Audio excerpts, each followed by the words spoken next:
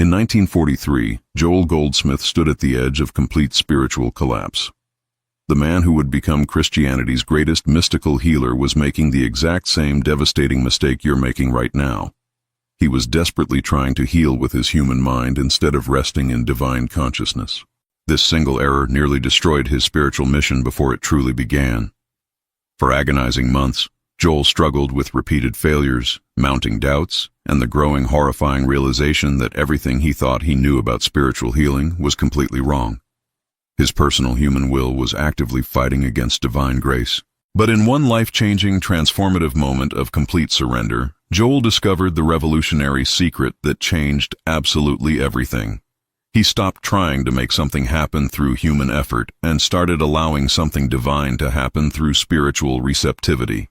This dramatic shift from mental effort to spiritual receptivity became the unshakable foundation of mystical Christianity. Today, I'm going to reveal exactly what Joel learned in that moment of crisis, because you're making the same mistake that almost cost him everything. And it's costing you your spiritual power right now. The mistake Joel made is the exact same mistake every sincere spiritual seeker makes without exception. We desperately try to use our limited personal will to access unlimited divine power. We pray harder, affirm louder, visualize clearer, thinking that more human effort automatically equals more spiritual results. But Joel discovered that spiritual law works in complete opposition to human logic. The moment he stopped trying to heal anyone, genuine healing happened effortlessly. The instant he stopped trying to demonstrate supply, true abundance flowed naturally. When he ceased trying to find God, God found him immediately. This wasn't giving up in defeat, it was giving in to a higher intelligence that already knew the perfect solution. The secret Joel uncovered was this revolutionary truth. Your consciousness, not your thinking mind, is the only true instrument of divine expression in the material world. Your mind thinks, plans, worries, and struggles constantly. Your consciousness simply receives, allows, and expresses divine perfection naturally. One fights desperately against divine order. The other aligns perfectly with infinite intelligence and allows miracles to unfold. Here's exactly what Joel realized about the profound difference between consciousness and mental effort that changes everything. When you try to heal with your thinking mind, you're attempting to use limited personal power to accomplish unlimited spiritual work. It's like trying to lift yourself off the ground by pulling on your own bootstraps. The harder you try through human effort, the more spiritually exhausted you become, and the further you move from actual divine demonstration. But when you work directly from consciousness, you become a perfect transparency for unlimited divine action to flow through you without any personal interference whatsoever. You don't heal anyone through personal effort. You don't demonstrate anything through human will. You simply maintain the pure consciousness of spiritual wholeness, and wholeness appears automatically in human experience. You hold the consciousness of infinite abundance, and divine supply manifests naturally. Joel called this the crucial difference between taking anxious thought and being established in spiritual consciousness. Taking thought is frantic mental activity, endless planning, constant worrying, desperately trying to make something happen through personal force. Being in consciousness is resting peacefully in eternal spiritual truth, knowing with absolute certainty that I am is the only real power present in every situation. This isn't passive resignation or spiritual laziness. It's active receptivity that allows unlimited divine intelligence to work through you completely unobstructed. You're not doing nothing spiritually, you're allowing everything divine to flow through your consciousness as perfect human experience.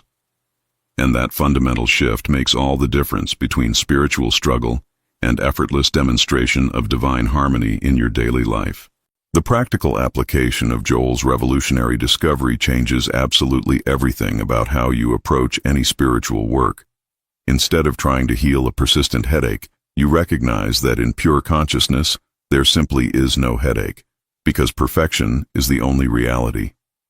Instead of trying to demonstrate money through human effort, you rest completely in the consciousness that I am is infinite supply itself, appearing as your every need fulfilled perfectly. You stop fighting against problems and start ignoring them from the higher perspective of spiritual truth.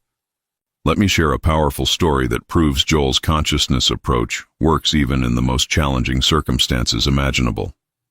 Maria was a devoted spiritual student who had been struggling with chronic debilitating pain for many years. She had tried every healing method available, attended every service regularly, read every spiritual book, but nothing changed in her condition despite years of sincere spiritual effort. Maria was making Joel's original devastating mistake. She was using her thinking mind to try to heal her physical body, affirming health while secretly believing in sickness, declaring wholeness while experiencing constant pain. Her desperate mental effort was actually reinforcing the very condition she wanted to heal most. Then Maria learned Joel's revolutionary secret of consciousness. Instead of trying to heal her persistent pain, she began to rest completely in the consciousness that God is the only presence and power. She stopped trying to make her body well through human effort and started recognizing that in spiritual reality, she had never actually been sick. She withdrew all spiritual reality from the appearance of sickness and rested in the truth of divine perfection. Within just a few weeks of this new approach, the chronic pain began to diminish noticeably. Within several months, it was completely gone forever. But here's what's absolutely crucial for your understanding. Maria didn't heal her body through personal effort.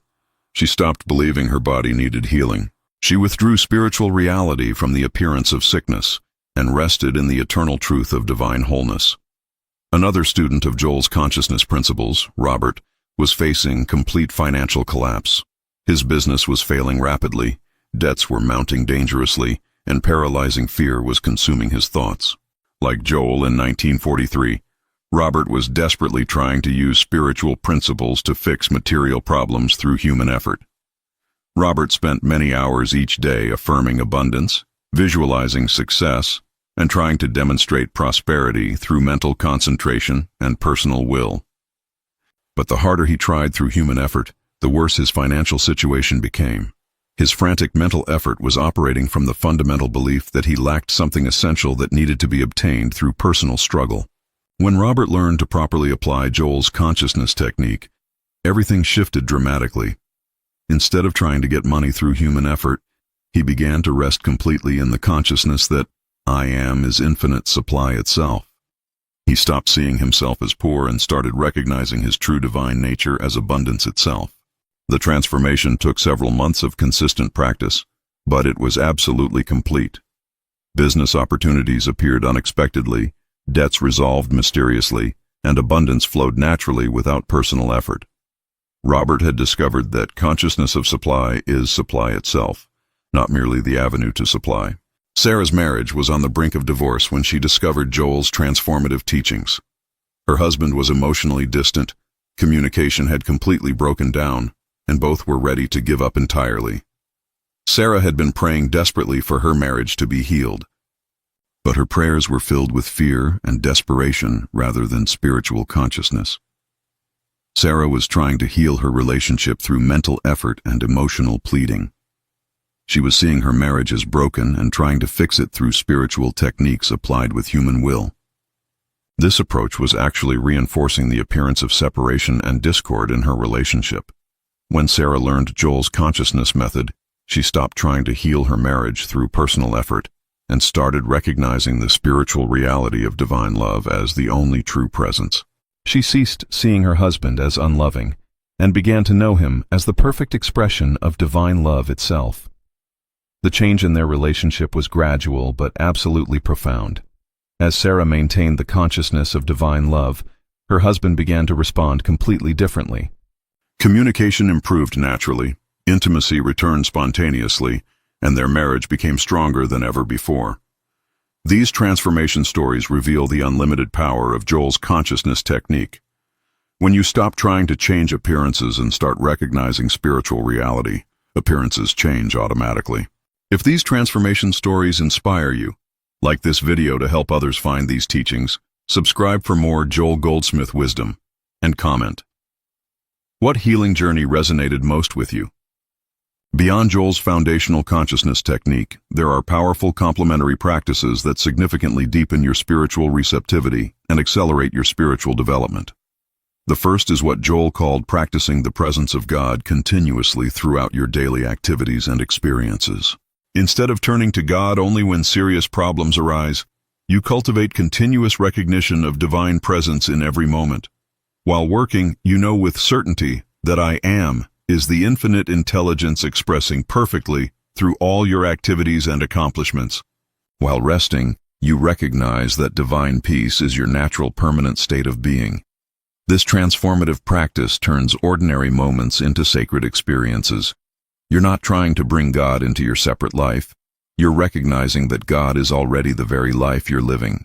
This recognition gradually dissolves the fundamental sense of separation from God that creates most human problems and limitations. The beauty of practicing the presence is that it requires no special time, place, or circumstances. Every single moment becomes a precious opportunity to recognize spiritual reality.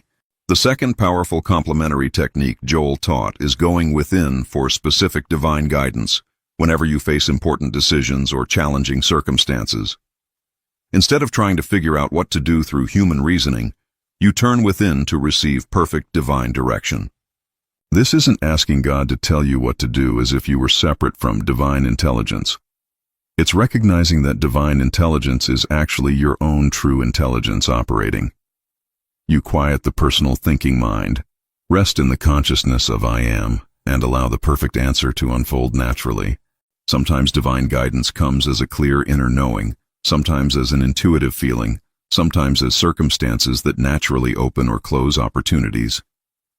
The key is trusting completely that divine intelligence knows exactly what you need to know precisely when you need to know it. Joel emphasized that this inner guidance is always available without exception, but it can only be received in consciousness, never accessed through mental effort or personal struggle. The quieter your thinking mind becomes, the clearer divine direction flows. The third essential technique Joel used is releasing personal sense completely in every situation. Personal sense is the false belief that you are a separate individual who must protect, provide for, and heal yourself through personal effort and human struggle. This limiting belief blocks the natural flow of divine grace through your human experience. When you release personal sense completely, you stop trying to be the doer and recognize I am as the only true actor in every situation. You cease trying to live your life through personal will and allow divine life to live itself perfectly as your experience. This isn't becoming passive or irresponsible. It's becoming completely transparent to infinite divine activity expressing through you naturally. Joel taught that every human problem stems from personal sense trying to handle what only divine consciousness can resolve perfectly. When you release the belief that you must handle anything personally, divine handling appears automatically and effortlessly in your experience. This release happens gradually through consistent daily practice and growing spiritual understanding.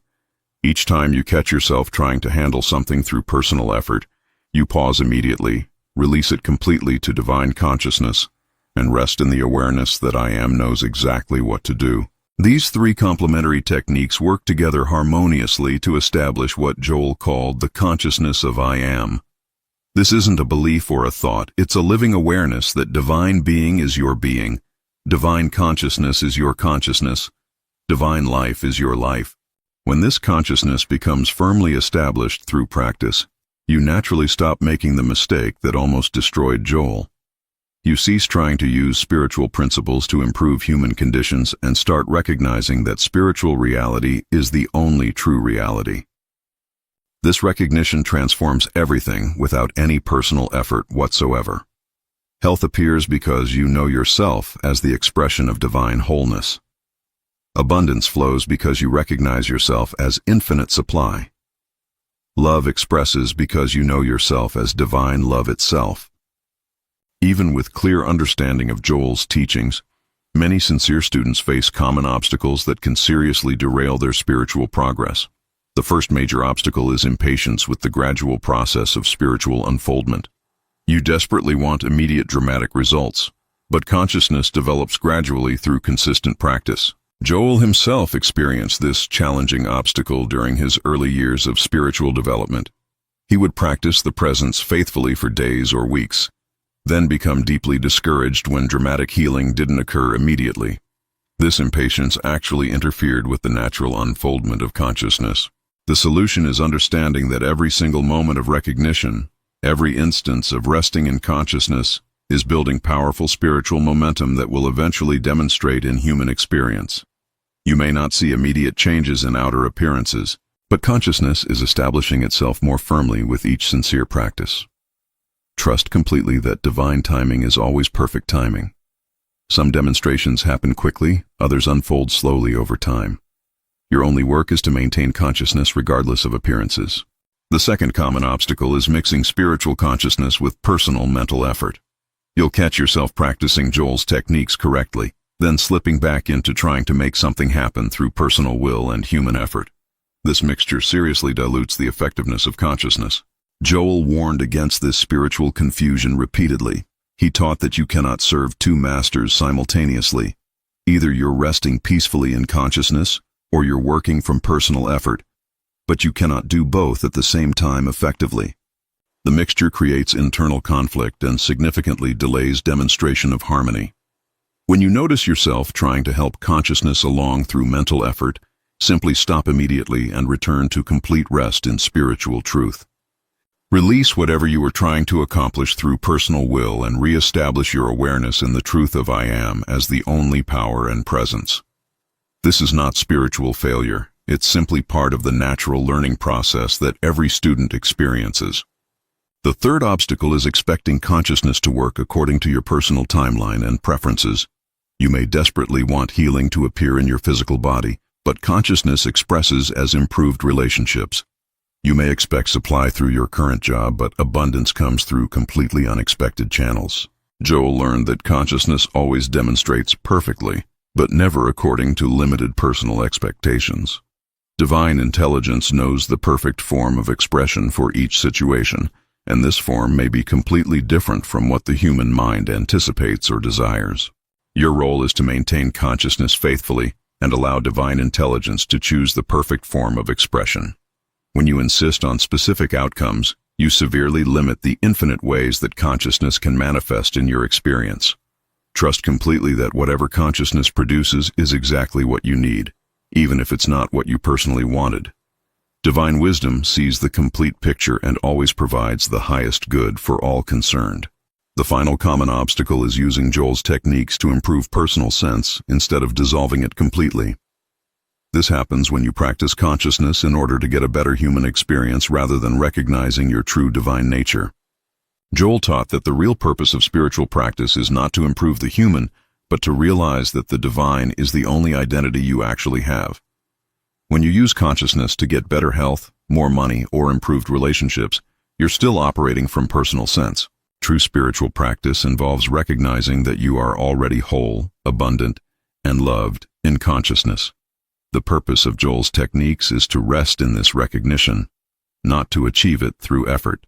This recognition then appears as improved human experiences automatically.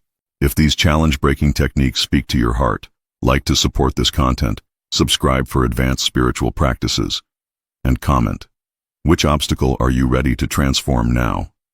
Advanced application of Joel's teachings involves integrating consciousness into the most challenging areas of daily life. Take your work situation as a perfect example. Instead of seeing your job as separate from spiritual life, you recognize that I Am is the intelligence, skill, and supply expressing through your career. This doesn't mean becoming passive about career development or professional growth. It means approaching work from consciousness rather than personal ambition and ego. You do your absolute best while knowing that divine intelligence is the true doer. You provide excellent service while recognizing that I Am is the server. When workplace challenges arise, instead of fighting them mentally or emotionally, you turn immediately to consciousness. You recognize that divine harmony is the only law operating, regardless of outer appearances. This consciousness often dissolves conflicts before they fully develop into serious problems. One student applied this approach during a major corporate restructuring that threatened her position.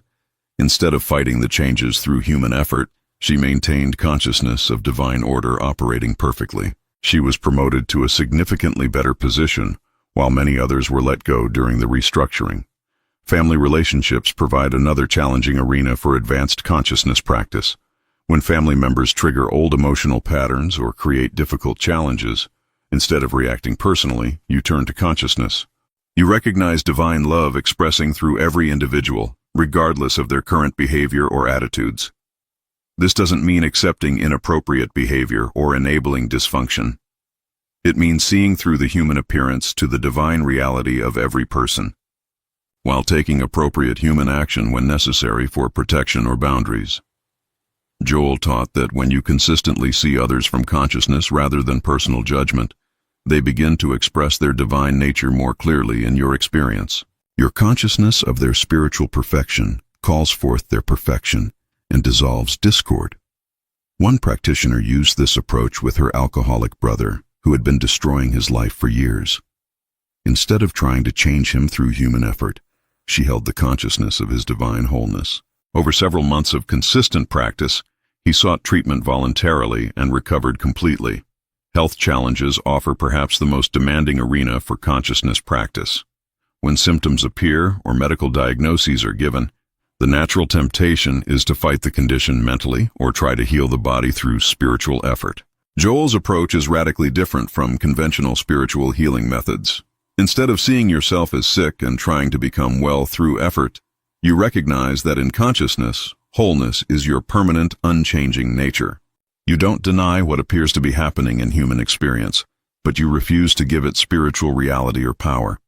This practice requires consistent return to consciousness whenever fear or symptoms try to claim your attention and disturb your peace.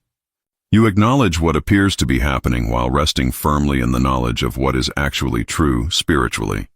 A longtime student faced a serious cancer diagnosis that appeared life-threatening. Instead of fighting the disease through human effort, she maintained consciousness of her divine wholeness. The cancer completely disappeared within months, but more importantly, she discovered unshakable peace regardless of physical appearances. Financial challenges provide another opportunity for advanced consciousness practice. When bills mount or income decreases, instead of struggling to get more money through human effort, you rest in consciousness. You recognize that I Am is infinite supply, appearing as your daily needs perfectly met. This approach seems completely impractical to the human mind, but Joel proved its effectiveness throughout his entire ministry. He never asked for money, yet always had abundant supply. He rested in consciousness and allowed divine supply to appear naturally.